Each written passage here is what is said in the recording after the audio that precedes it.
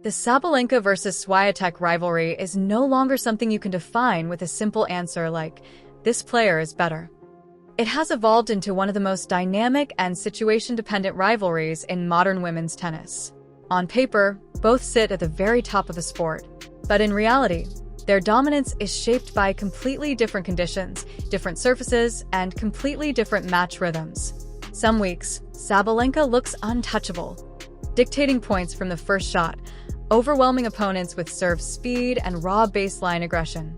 Other weeks, Swiatek looks like she is controlling every inch of the court, forcing opponents into long rallies where mistakes slowly build under pressure. The edge between them does not stay in one place. It moves. And that is what makes this rivalry so interesting right now. We are not looking at a fixed hierarchy anymore. We are looking at a constantly shifting balance of power that changes depending on tournament conditions, physical form, and even small statistical margins inside matches.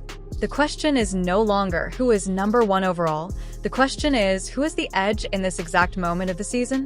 When you break down the current statistical profile of both players, the difference is not about overall dominance. It is about how they win matches and how stable that winning pattern is under pressure. Sabalenka's game is built on first strike efficiency. When her first serve percentage is stable, often in the mid-60% range, she becomes extremely difficult to break. She wins a high percentage of points within the first 3 shots of the rally, especially on faster courts. This creates short points, quick service holds, and scoreboard pressure on opponents. But when that first serve drops, the structure changes immediately. Her unforced error count tends to rise, especially in neutral rallies, where she is forced to construct rather than finish early. Swiatek operates in a very different system. Her baseline game is built on structure, spacing, and controlled pressure over time. Instead of finishing points quickly, she builds them. Her consistency in longer rallies, especially on clay and slower hard courts, forces opponents into uncomfortable patterns. She typically produces fewer unforced errors in extended exchanges and is able to maintain stability even when matches become physically and mentally demanding. Head-to-head dynamics reflect this balance clearly.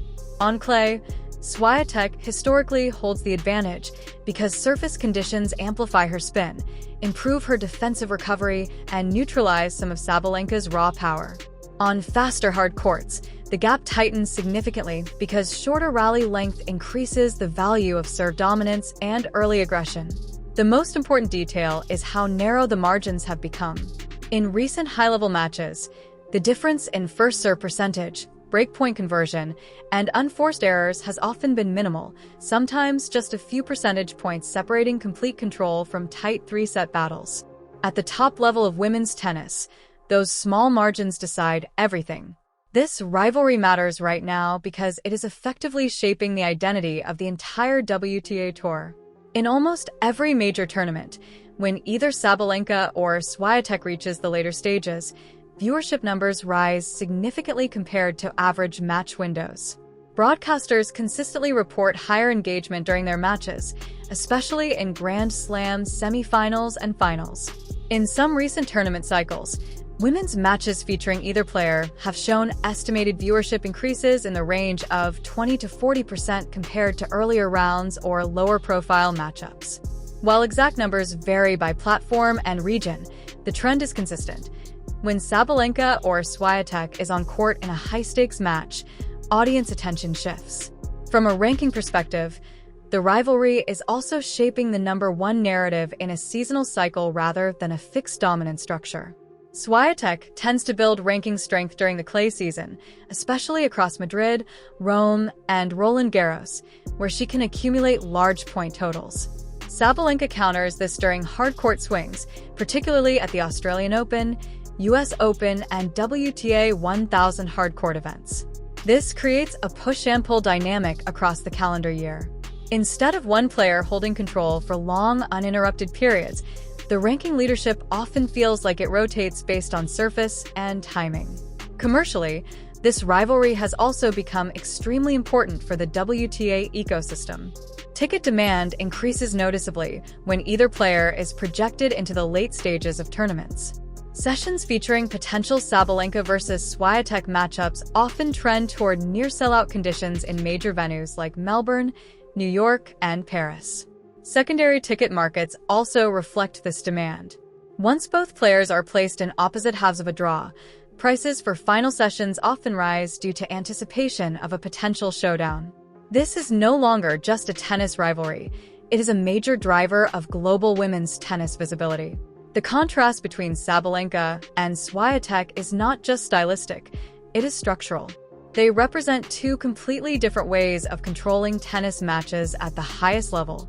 Sabalenka's game is built around aggression and early dominance. Her objective is to shorten points, take control immediately, and prevent opponents from settling into rhythm. When her serve is firing, she can dictate matches within the first 2 or 3 shots. Her winners often come early in rallies, and her ability to generate power from both wings makes her extremely dangerous on fast surfaces. But this system comes with volatility. If timing is off or if first serve percentage drops, she is forced into longer rallies where unforced errors can increase. That is where matches can swing quickly. Swiatek's game is built on structure, rhythm disruption, and controlled pressure over time. She does not rely on early winners as much as she relies on forcing opponents into uncomfortable rally patterns. Her topspin-heavy forehand, court coverage, and ability to reset points allow her to absorb pressure and extend rallies until errors appear on the other side. On clay, this system becomes extremely effective. The slower surface increases rally length and reduces the effectiveness of flat power hitting, giving Swiatek more time to construct points. On hard courts, however, Sabalenka's style becomes more effective because shorter rallies increase the value of first-strike tennis and serve dominance. Under pressure moments, the contrast becomes even clearer. Sabalenka often plays more aggressively on break points, which can result in either high-impact winners or forced errors depending on confidence level. Swiatek tends to rely on structured point construction, prioritizing consistency and error reduction during critical games. Beyond match statistics, this rivalry now plays a major role in the global commercial structure of women's tennis. Every deep run by Sabalenka or Swiatek significantly impacts broadcasting numbers, sponsorship visibility, and audience engagement across multiple platforms. Major broadcasters such as ESPN, Eurosport, and Amazon Prime consistently show higher engagement during matches involving top WTA players, especially during Grand Slam's second-week coverage. Women's semifinal and final matches featuring either player often outperform early-round programming in terms of viewer retention and social engagement. Ticket sales also reflect this trend. In major tournaments, sessions featuring either Sabalenka or Swiatek in later rounds often approach near-capacity attendance. When both are projected into opposite halves of a draw, anticipation for a potential final matchup increases demand significantly across both primary and secondary ticket markets. From a sponsorship perspective, brands like Nike, Asics, Wilson, Rolex, and Porsche are heavily invested in the visibility of top women's tennis narratives. These players are not just athletes, they are global marketing assets. The consistency of their deep tournament runs ensures repeated exposure on the biggest stages in tennis. Social media amplification is another major factor. During Grand Slam weeks, highlights, match stats, and post-match reactions from Sabalenka and Swiatek often circulate widely, reaching audiences far beyond traditional tennis fans. This creates a feedback loop where performance drives visibility, and visibility further amplifies rivalry narratives. Looking ahead, this rivalry is likely to define women's tennis for the next several seasons, but not in a fixed or predictable way. Unlike earlier eras where one dominant player could control the tour for long stretches, today's WTA environment is far more surface-dependent and momentum-driven. Swiatek's clay dominance gives her a seasonal advantage during the European swing, allowing her to build large ranking point buffers. Sabalenka's strength lies in hard-court dominance, where faster conditions allow her to maximize serve and first-strike power. This creates a seasonal exchange of momentum rather than a permanent hierarchy. Depending on the time of year, either player can appear as the stronger force in the sport. Physical management will also play a key role. Both players maintain high-intensity playing styles that demand careful scheduling across a long season. Fatigue, injury prevention, and recovery timing could all influence performance consistency over time. Another key factor is ranking pressure. Swiatek often enters tournaments defending large point totals from previous strong seasons, especially on clay. Sabalenka's pressure profile is slightly different, with more variability, but also higher peak performance bursts. In the long term, this rivalry is unlikely to produce a single undisputed leader.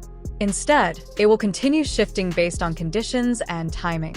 At the core of Sabalenka versus Swiatek, the most important truth is simple. There is no permanent answer to who has the edge. Sabalenka represents controlled aggression and explosive match control. Swiatek represents structured dominance and long-term pressure building. Both systems work at the highest level of the sport, but their effectiveness depends entirely on conditions.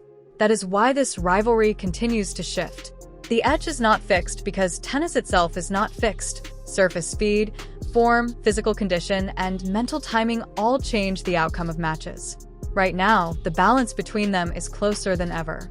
And instead of looking for a final answer, the real story is how that balance continues to shift throughout the season. Because in modern women's tennis, the edge does not belong to the player with the best overall record. It belongs to the player who performs best in the exact moment the match demands it.